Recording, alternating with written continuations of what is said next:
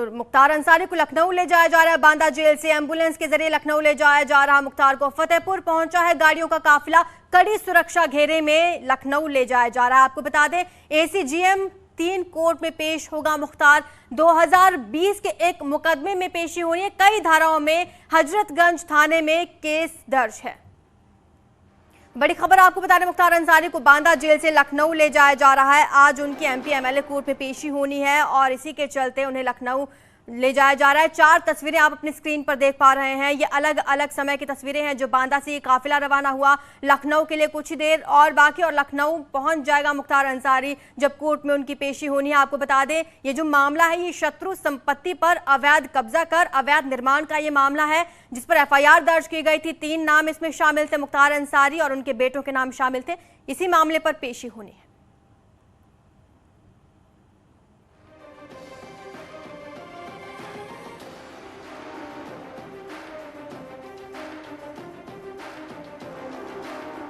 ये तस्वीरें आप देख रहे हैं, ये काफिले की तस्वीरें हैं। मुख्तार के काफिले से लाइव कवरेज आपको दिखा रहे हैं। एक्सक्लूसिव तस्वीरें न्यूज़ 18 ने आपको दिखाई। बांदा जेल से लखनऊ के लिए रवाना हो चुका है ये काफिला। तमाम पुलिस अधिकारी मौजूद हैं। एम्बुलेंस के जरिए लखनऊ ले जाया जा रहा है। कड़ी सुरक्षा के बीच लखनऊ ले जाया जा रहा है और वहां पर MP MLA कोर्ट में पेशी होनी है। दरअसल 2020 के एक मुकदमे के लिए ये पेशी होनी है और बांदा जेल में बंद है मुख्तार अंसारी। जेल से लखनऊ के लिए ले जाया जा रहा है। ये काफिले की तस्वीरें आपको दिखा रहे हैं।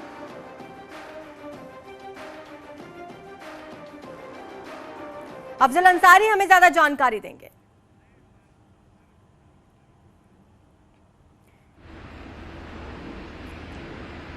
अफजल जी, आपको मेरी आवाज मिल पा रही है?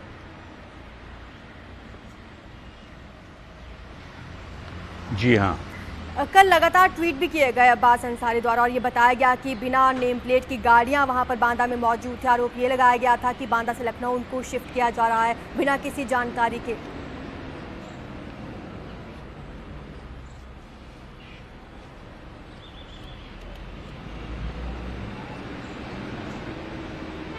सर, आप सुन पा रहे हैं मुझे?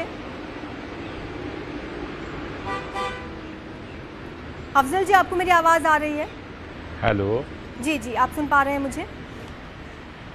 जी हाँ। सर, कल लगातार ट्वीट किए गए अब्बास अंसारी द्वारा और ये आरोप लगाया गया कि बांदा जेल में बिना नेम नंबर प्लेट की गाड़ियां पहुंची हैं और बिना किसी जानकारी के उन्हें लखनऊ शिफ्ट किया जा रहा।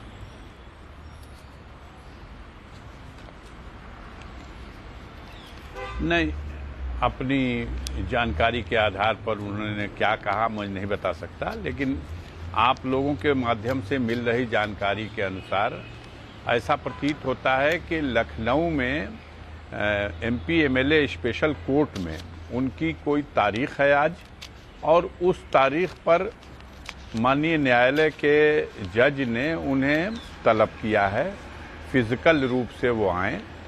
बताया ये जा रहा है कि चार्जशीट आई है और चार्जशीट की प्रति रिसीव कराना एक जुडिशियली प्रक्रिया का एक काम है, तो उसलिए उनको बुलाया गया है। मुझे जहां तक मालूम है लखनऊ में उनके विरुद्ध मात्र 2 मामले हैं। एक मामला बहुत पहले जब वो कभी लखनऊ कारागार में थे तो कारागार के अंदर बंदियों के आपस में लड़ाई झगड़े से संबंधित है जिसमें डायरेक्टली उनका कोई इन्वॉल्वमेंट नहीं है।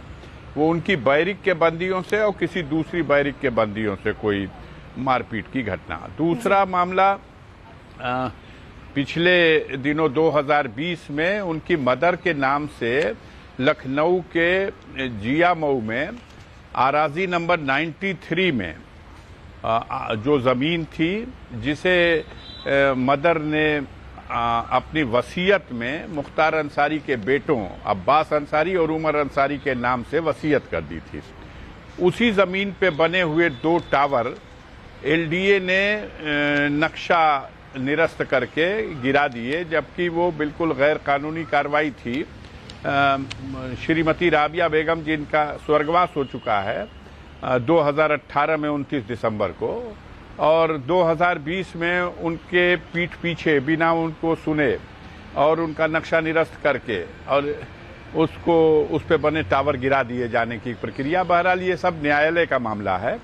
उसमें बाद में जब अपने को फंसता हुआ देखा LDA ने तो एक आपराधिक वाद भी हजरतगंज कोतवाली में फाइल करा दिया गया, जिसमें मुख्तार अंसारी और उनके दोनों बेटों को ये बताया गया कि 1962 में ये खसरा नंबर 93 की जमीन किसी मोहम्मद वसीम साहब के नाम से दर्ज है और वो पाकिस्तान चले गए, तो उसकी उन प्रॉपर्टी को एनिमी प्रॉपर्टी घोषित किया गया था और 1962 में राजस्व अभिलेखों में कुछ हेरा फेरी की गई और उसमें कतिपय लोगों ने अपने नाम चढ़ा लिए और बहुत से लोग उस खसरा नंबर 93 पर आबाद हो गए। उसमें मुख्तार अंसारी और उनके बेटों ने भी तत्समय इस राजस्व अभिलेख की हेरा फेरी में अपनी भूमिका निभाई थी। अब इससे हास्यास्पद स्थिति और क्या हो सकती है। 1963 में मुख्तार अंसारी का जन्म हुआ है, उनके बेटों का जन्म तो अलग बात है जी। और 1962 में राजस्व अभिलेखों में किसी हेरा फेरी का आरोप है जो वादी मुकदमा ने अपनी एफआईआर में लगाया है। उसी आरोप के आधार पर पुलिस ने एविडेंस इकट्ठा करके चार्जशीट दे दी है। अब न्यायालय उस मामले का ट्रायल करेगा। मैं तो चाहूंगा कि इस मैटर की डे टू डे सुनवाई हो जाए। मुख्तार अंसारी को जुडिशियल कस्टडी में है ही, उनको इस केस के चार्जशीट की कॉपी रिसीव कराने के बाद इसमें डे टू डे सुनवाई की कार्रवाई कर दी जाए। आप देख लीजिएगा इसका रिजल्ट क्या आने वाला है। इस मामले में माननीय उच्च न्यायालय लखनऊ खंडपीठ ने ऑलरेडी उस एसडीएम के आदेश को, जो एसडीएम लखनऊ ने आदेश किया था कि 93 की प्लाट नंबर 93 को फिर से एनिमी घोषित किया जाता है, उस आदेश को ही क्वैश कर दिया। राजस्व बोर्ड ने उस आदेश को पहले उसके फंक्शन को स्थगित किया था। माननीय सर्वोच्च न्यायालय ने उस आदेश को ही क्वैश कर दिया जी। फिर भी ये चार्जशीट है। अब न्यायालय में जब मामला चढ़ेगा तब उसके संबंध में वो साक्ष्य लाएंगे। ये न्यायिक प्रक्रिया है। अब इसको ऐसे तरीके से किया जाता है कि हर चीज में सनसनी बन जाए। मुख्तार अंसारी का नाम और उनके नाम के बाद उनको ये और वो और दुनिया भर की चीजें। ये और बात है कि माननीय सर्वोच्च न्यायालय के आदेश पर मुख्तार अंसारी पिछले साल, लगभग 1 साल पूरा होने को है, 7-8 दिन बाकी है, बांदा जेल शिफ्ट किए गए थे और तब कहा गया था, उसी आदेश में माननीय सर्वोच्च न्यायालय ने ये कहा था कि चूंकि मुख्तार के मामलों के ज्यादातर trial fast track MP MLA court Prayagraj में हो रहे हैं, इसलिए प्रयागराज एमपी एमएलए कोर्ट के जज को ये अख्तियार होगा कि वो उनको बांदा जेल में रखता है या किस जेल में शिफ्ट करता है जी। अब अनफॉर्चुनेटली सर्वोच्च न्यायालय ने एक आदेश पारित कर दिया और उस आदेश के तहत प्रयागराज में जितने भी मामले मुख्तार अंसारी के विचाराधीन थे वो सब उस जनपदों को लौटा दिए गए जिन जनपद से संबंधित वो मामले थे।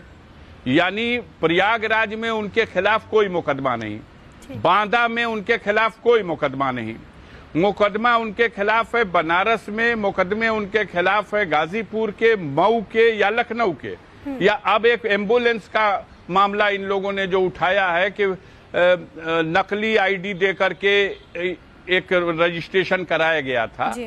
रूल कहता है कि ऐसे मामले साबित हो जाएं कि अगर कोई गलत आईडी प्रूफ के आधार पर कोई रजिस्ट्रेशन हुआ है किसी गाड़ी का, तो ऐसे मामले में 6 महीने की सजा होती है। उसमें 8-8, 10-10 महीने लोगों को जेल में रखा गया। बहरहाल जमानत आरोपियों पर ये मामला दर्ज हुआ है। अब पता चला है कि 2 दिन पहले नंबर बढ़ाने के लिए भदोही की पुलिस ने उसी मामले को आधार बना के गैंगस्टर का भी मुकदमा कायम कर दिया। तो ये तो है, कुछ लोग नंबर बनाने के लिए धड़ाधड़ कार्रवाई कर रहे हैं। हम लोग जुडिशियली सिस्टम में विश्वास रखते हैं, कानून को मानते हैं और कानून के रास्ते से हमारी स्वतंत्र न्यायपालिकाओं में जो आरोप है उनका ट्रायल हो और जो एक जुडिशियल कस्टडी में बंदी को जो अगर बीमार है उसे जो फैसिलिटी मिलनी चाहिए, इनके मामले में सर्वोच्च न्यायालय ने इसके लिए डायरेक्शन भी दे रखा है। उस फैसिलिटी को देते हुए जैसे चाहें डे बाय डे इसका ट्रायल। आपका इस महत्वपूर्ण चर्चा के लिए तो हमारे साथ एसएन सिंह भी जुड़े हुए हैं। देखिए सर, जिस तरह से जब चुनाव प्रचार चल रहा था तभी बुलडोजर का जिक्र बार बार योगी आदित्यनाथ कर रहे थे और मुख्तार अंसारी पर उन्होंने सीधा हमला बोला था। जो अपराध करता है, अपराधी है, उसको भारतीय जनता पार्टी ने उसके ऊपर एक मित्र बनाती। जब आप अपराध किए तो निश्चित तौर पे आप के खिलाफ कार्रवाई होगी। और इनका मामला चूंकि कोर्ट में विचाराधीन है, कोर्ट में प्रोसीजर चल रहा है, लिहाजा कोर्ट ने बुलाया है और कोर्ट के द्वारा वो बुलाए गए हैं। इस नाते आज जो लखनऊ आ रहे हैं, अभी उनके भाई जो भी कह रहे थे, आप देखिए किस तरह से गैर कानूनी कार्यों को अंजाम देते हुए सारे साम्राज्य को स्थापित किए थे। जब इस तरह के कार्य आप करेंगे, निश्चित तौर पे दंड भुगतना पड़ेगा, क्योंकि भारतीय जनता पार्टी की सरकार जो है वो गांव गरीब कल्याण के लिए कार्य करती है, अपराधियों के लिए कार्य नहीं करती है। अगर आपके पास कोई साक्ष्य है कि आप ऐसा कार्य नहीं किए हैं, निश्चित तौर पे आप न्यायालय जाइए, आपके सारे मामले न्यायालय में चल रहे हैं और भारतीय जनता पार्टी की सरकार बनने से पहले से वो चल रहे हैं। तो अगर आप गुनाहगार हैं तो आपको दंड भुगतना पड़ेगा। लेकिन सर, आप ये मानते हैं कि अब बीजेपी की सरकार जब आ गई है उत्तर प्रदेश में तो मुख्तार अंसारी की मुश्किलें और बढ़ जाएंगी? देखिए, मुख्तार अंसारी अगर इस तरह से कार्य किए हैं तो निश्चित तौर पे उनकी मुश्किलें बढ़ेंगी, क्योंकि पहले की सरकार अपराधियों को, आतंकवादियों को छोड़ने का कार्य करती थी और छोड़ने के बाद ये कहती थी कि भाईचारा कायम रखने के लिए हम उनको छोड़ रहे हैं। उत्तर प्रदेश की वर्तमान की जो योगी आदित्यनाथ जी की सरकार है वो इस तरह से कार्य तो करेगी नहीं। अगर आप अपराध किए हैं, अगर गरीबों की जमीन कब्जा किए हैं, अगर गुनाहगार हैं आप हत्या को अंजाम दिए हैं, लूट और डकैती को अंजाम दिए हैं, तो आपको साधुवाद तो मिलेगा नहीं, निश्चित तौर पे आपको सजा सुनाई जाएगी। जी, और बुलडोजर का खौफ लगातार माफियाओं में और अपराधियों में देखने को भी मिल रहा है। लगातार ऐसी भी खबरें आई हैं कि बुलडोजर के डर से अब अपराधी सरेंडर करने लगे हैं। बीच में गए थे और जनता से समर्थन मांगे थे। जनता ने आशीर्वाद देकर कहा कि जो अपराधी हैं उनकी नकेल कसने के लिए बुलडोजर चलाइए। देखिए, बुलडोजर के भी दो रूप होते हैं। अगर साधारण व्यक्ति पे बुलडोजर चलता है तो ये गुनाह है, लेकिन अगर कोई आतंकवादी है, कोई दूसरे की जमीन कब्जा कर रहा है, अगर उसके ऊपर आप बुलडोजर चलाएंगे तो निश्चित तौर पे वो बुलडोजर हीरो होने का काम करता है। बुलडोजर विकास का भी प्रतीक है। जो कई घंटों में कार्य होते हैं उस बुलडोजर के द्वारा चंद मिनटों में कार्य कर दिए जाते हैं। बुलडोजर से डर किसको लग रहा है? किसी साधारण व्यक्ति को नहीं लग रहा है। बुलडोजर से डर जो है कुछ राजनीतिक पार्टियों को लग रहा है और उनके जो अपराधी हैं उनको डर लग रहा है। इसी बीच आप हमारे साथ बने रहिए, आपको बड़ी खबर बता रहे हैं। इस वक्त काफिले में पुलिस की संख्या बढ़ाई गई, सुरक्षा व्यवस्था पुख्ता की गई है। फतेहपुर में शामिल हुए और पुलिसकर्मी और सुरक्षा व्यवस्था को बढ़ा दिया गया है। आपको बता दें, बांदा से लखनऊ ले जाया जा रहा है मुख्तार अंसारी को। उनकी पेशी होनी है आज कोर्ट में और खबर अब ये आ रही है कि काफिले में पुलिस की और गाड़ियां शामिल कर दी गई हैं। सुरक्षा व्यवस्था को पुख्ता कर दिया गया है, पुलिस जवानों की संख्या बढ़ा दी गई है। फतेहपुर में और पुलिस जवान तैनात किए गए हैं। लखनऊ ले जाया जा रहा है मुख्तार अंसारी को और काफिले में और पुलिस की गाड़ियां शामिल हो चुकी हैं। तो आप देख सकते हैं किस तरह से सुरक्षा व्यवस्था को पुख्ता कर दिया गया है। काफिले में पुलिस की संख्या बढ़ाई गई। बांदा से निकल चुके हैं, कुछ ही घंटों में लखनऊ पहुंच जाएंगे जहां पर कोर्ट में पेशी होनी है।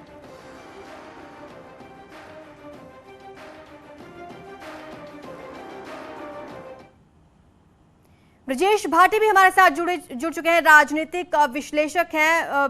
इस मुद्दे पर आप क्या कहना चाहेंगे? देखिए, बीजेपी का जो सिंबल है वो है खिला हुआ कमल का फूल, लेकिन लगातार बुलडोजर एक अलग तरह से सिंबल के रूप में उभरता नजर आ रहा है। चाहे वो मध्य प्रदेश की बात हो या अन्य उन प्रदेशों की बात हो जहां पर बीजेपी शासित है, लगातार बुलडोजर एक सिंबल बनता नजर आ रहा है।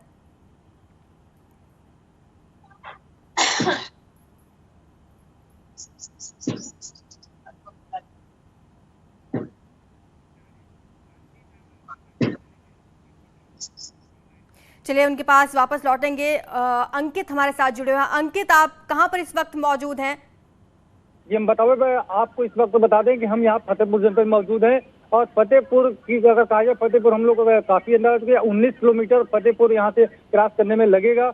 तो कहीं ना कहीं अभी जो समय है तो ये फतेहपुर के अंदर की समय चल रहा है और यहाँ पर 2 गाड़ियां पुलिस के अतिरिक्त यहाँ पर जुड़ी हैं। अगर कुल मिलाकर मुख्तार की सुरक्षा की बात की जाए तो साफ तौर पर बांदा जनपद से एक डिप्टी एसपी और एक वज्र वाहन निकला था, लेकिन अब यहाँ से जो है जिसे देखा जा रहा है कि जहां जिस जनपद में गाड़ी जा रही है, मुख्तार का काफिला जा रहा है, वहां से गाड़ियों की संख्या बढ़ रही है। और यहाँ अभी हम लोग फतेहपुर जनपद में इंटर तो यहाँ पर भी 2 गाड़ियां पुलिस की जो है यहाँ से साथ में काफिले में शामिल हुई है और लगभग 10 से 12 पुलिसकर्मी अतिरिक्त जो है यहाँ पे फिर बढ़ चुके हैं ठीक है मुख्तार अंकित, काफिले। आप देख तमाम सकते हैं अपडेट्स हम आपसे काफिला लेते रहेंगे और पुलिस कर्मियों की और गाड़ियां